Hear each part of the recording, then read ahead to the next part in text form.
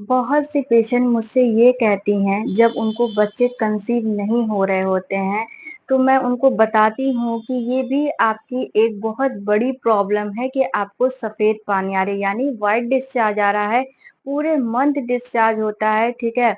Even उसमें से foul smelling भी आता है, ठीक है? उनको लोअर बैक पेन भी होता है, तो उनको ये लगता है कि क्या ये व्हाइट डिस्चार्ज होने से मेरी प्रेगनेंसी नहीं रुक रही है? तो ये ऐसा कैसे पॉसिबल है?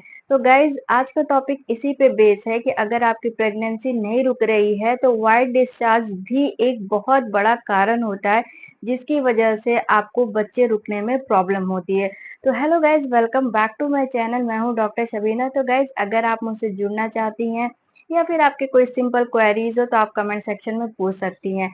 और अगर आपको अपॉइंटमेंट बुक करना हो तो मेरे व्हाट्सएप नंबर ऑनलाइन अवेलेबल है, डिस्क्रिप्शन बॉक्स में मेंशन है नंबर। ठीक है, आप सिंपली व्हाट्सएप पे हाय हेलो लिख के भेजिए, मेरी असिस्टेंट आपको कॉल बैक करके अपॉइंटमेंट बुक कर देंगे। उसके बाद आप मुझसे कोई भी क्वेश्चन पूछ सकती हैं। आपको अगर मेडिसिन या प्रिस्क्रिप्शन की जरूरत है तो वो भी मैं आपको प्रोवाइड कर दूंगी, ठीक है? बाकी आप जो भी आपके रिपोर्ट्स है वो आप मुझे व्हाट्सएप पे भी सेंड कर सकती है। तो चलिए आज का टॉपिक शुरू करते हैं। तो गैस जो सबसे बड़ा रीजन होता है व्हाइट डिस्चार्ज का वो होता है इन्फेक्शन। गाइज अगर आपको किसी भी चीज का इन्फेक्शन हो यानी जो वेजाइनल में इन्फेक्शन है जिसकी वजह से आपको व्हाइट डिस्चार्ज हो रहे हो, ठीक है? या आइदर वो बैक्टीरियल हो, वायरल हो, ठीक है, या पैरासाइटल हो, या फिर आपको एसटीडी के इन्फेक्शन हो, ठीक?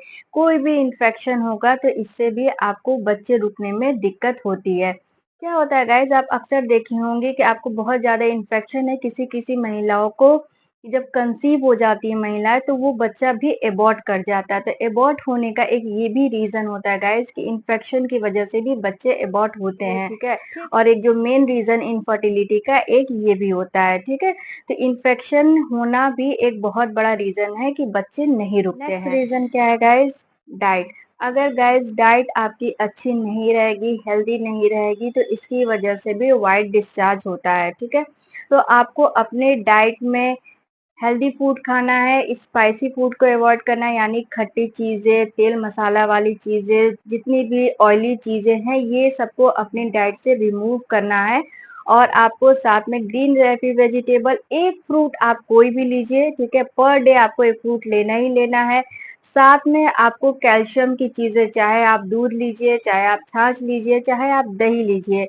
और साथ में गाइस आप प्रोबायोटिक भी ले सकती है। प्रोबायोटिक क्या होता है गाइस कि ये जब आप लेती है यानी जो दही होता है ये प्रोबायोटिक की तरह काम करता है, ठीक है? प्रोबायोटिक गैस बैड बैक्टीरिया को आंत में मारता है और अच्छे बैक्टीरिया की ग्रो करता है, तो इससे भी इन्फेक्शन खत्म होता है, ठीक है?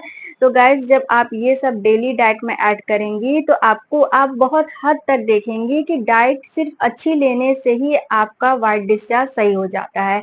और जब यूट्रस हेल्दी हो जाता है, व्हाइट डिस्चार्ज नहीं होता है, इन्फेक्शन नहीं होता है, तो आप जल्दी प्लान कर लेती हैं। क्या है, आपको हाइजीन को मेंटेन करना पड़ेगा, ठीक है? आप जब भी वॉशरूम जाइए तो हमेशा सिंपल पानी से वॉश कर लीजिए। वहां पे कभी भी साबुन का इस्तेमाल या फिर कोई डिटर्जेंट का इस्तेमाल नहीं करना चाहिए। क्यों? क्योंकि वेजाइनल पीएच जो होता है वो साबुन के पीएच से बहुत डिफर होता है, जिसकी वजह से वहां पे इचिंग, बर्निंग सेंसेशन यानी जलन भी हो सकती है आपको, ठीक? तो सिंपल आप वाटर से धुलिए नहाते टाइम भी, और जब भी आप बाथरूम गई हैं पानी लीजिए, वॉश करिए, और उस जगह को सूखा रहना बहुत जरूरी है। तो कोई भी आप वॉशरूम में, बाथरूम में एक टॉवेल रखिए, ठीक है? और हमेशा उस जगह को सुखा लीजिए, ठीक है?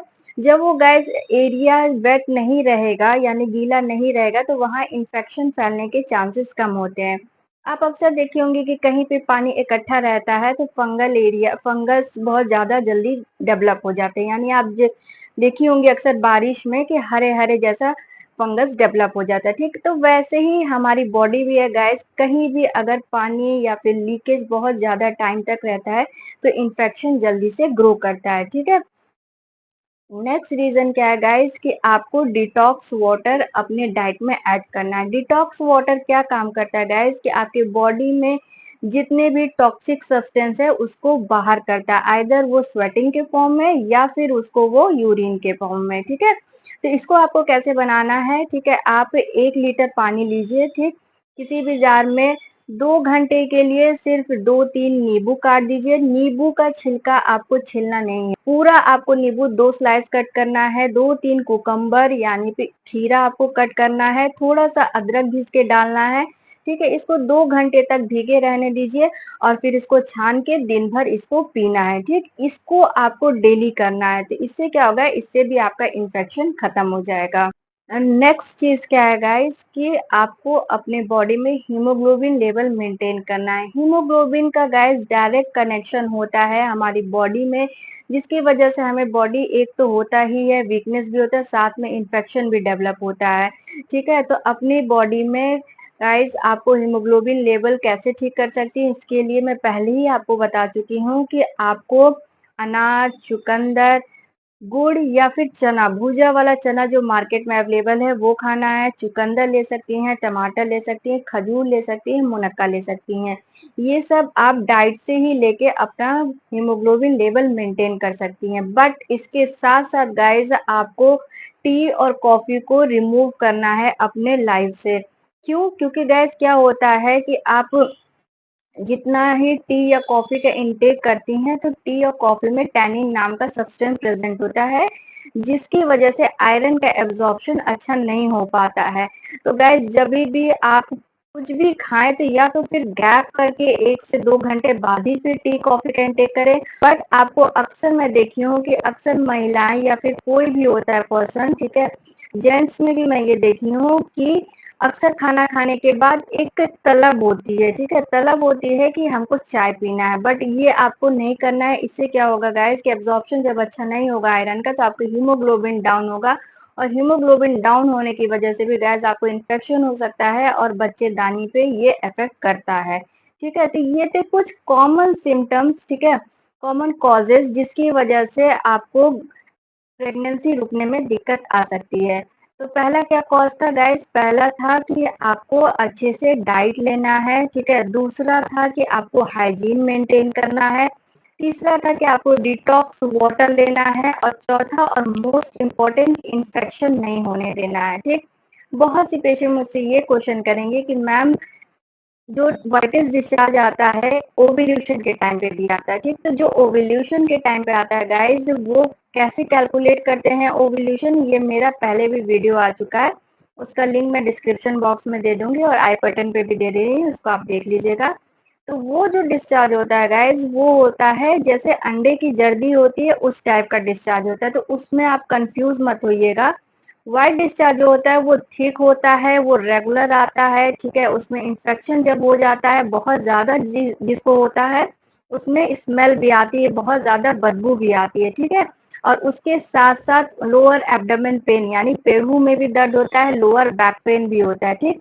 और बार-बार हर मंथ महिला ये सोचती हैं कि अब की बार मैं कंसीव क्यों नहीं हुई हूँ, जबकि मेरे सारे टेस्ट, सारे अल्ट्रासाउंड, सारी रिपोर्ट सब कुछ ठीक है, तो फिर मैं क्यों नहीं प्रेग्नेंट हो रही है। तो गाइज एक वाइट डिस्चार्ज भी एक प्रॉब्लम है जिसकी वजह से आपको प्रेग्नेंट होने में दिक्कत हो सकती है।